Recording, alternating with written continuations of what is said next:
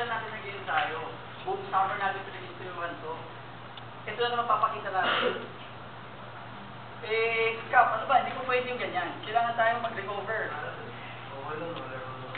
Lahat naman kayo, I don't think binigay niya 100% mo. Go! Manda kayo bukas.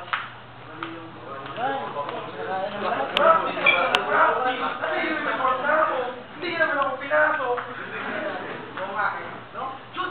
Alam mo, Jun! Dapat ikaw yung pinasok mo. Mas magaling ka eh. Kaso, favorite yata ni Coach Tibok nun eh.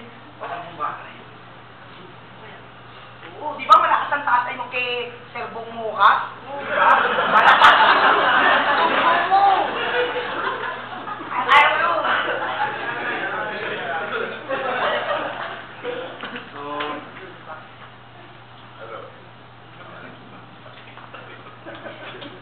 So,